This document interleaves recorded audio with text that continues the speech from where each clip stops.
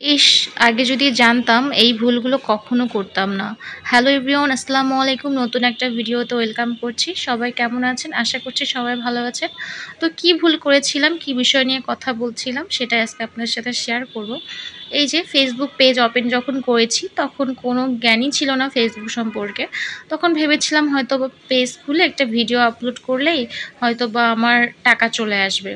কিন্তু পেজ খোলার পরে যে এত কিছু নিয়ম কানুন আছে, এত কাজ আছে সেটা কখনোই বুঝি নাই। পেজ খোলার পরে আমি আমার ফ্রেন্ডস, ফ্যামিলি মেম্বার যতগুলো আরকি ফ্রেন্ডস আছে ফেসবুকে সবাইকে ইনভাইট এক ধারসে পাঠাইছি। কিন্তু তারা দেখি যে কেউ অ্যাকসেপ্ট করে না, হাতে গোনা ৪-৫ জন ছাড়া। তো তাদের তো আর দেখারও সময় নেই আমার ভিডিও, আমার আত্মীয়স্বজনেরও দেখার সময় নাই। তো কি করব, এভাবে চলতেই আছে। আমি জানতাম না যে কিভাবে ফলোয়ার বাড়াতে হয়, কিভাবে ভিউ বাড়াতে হয়। আর ফলোয়ার কিভাবে বাড়াতে হয় সেটা তো কিছুদিন আগে জানলাম, ৬-৭ মাস আগে। তো আগে যে বুঝতেই পারি নাই যে এভাবে ফলোয়ার বাড়াতে হয়।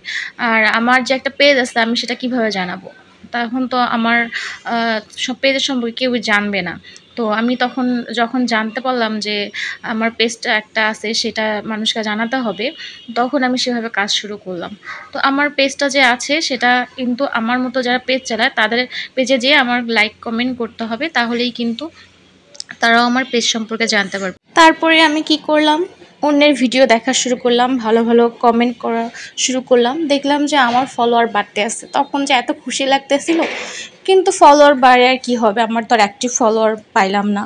তো যাদের ভিডিও দেখি তারাই শুধু এসে কমেন্ট করে, লাইক করে, তো ফলো দিয়ে যায়। যদি তাদের ভিডিও না দেখি পরের দিন আর তারা আসে না। তো ভাবলাম যে এভাবে চলে তো রিচটাও বাড়বে না, শুধু ফলোয়ারই বাড়তে হবে, আমার তো রিচও বাড়তে হবে, ভিউ তো বাড়াতে হবে। তো তখন কি একধারে সবারই ভিডিও দেখা শুরু করলাম। তো দেখতেছি যে রিল ভিডিওগুলোতে ভালোই আসতেছে ভিউ। তো তখন কি করলাম, সেভাবে কাজ শুরু করলাম। আর যাদেরকে ইনভাইট দিয়েছিলাম সেটা ছিল আমার অনেক বড় ভুল। তো যাই হোক, এখন অনেক কিছু জানতে পারি, সেই হিসেবে কাজ করতেছি। আর এখনও অনেক কিছু জানার বাকি আছে। আসলে আমরা যারা যে সেক্টরে কাজ করি সেই সেক্টরে কিন্তু জানার শেষ নাই। আর আমরা অবশ্যই অনেক পড়াশোনা করবো ফেসবুকের উপরে। পড়াশোনা করতেই হবে যারা আমরা কাজ করতে চাই, কারণ ফেসবুকের উপরে কিন্তু অনেক পড়াশোনা আছে, সেগুলো ভালোভাবে না জানলে কিন্তু আসলে আগানো সম্ভব না। তো যাই হোক, অনেক কথাই বললাম। তো আমার মতো ভুল কিন্তু অনেক আপুরাই অলরেডি করে ফেলেছেন, না জেনে বুঝেই।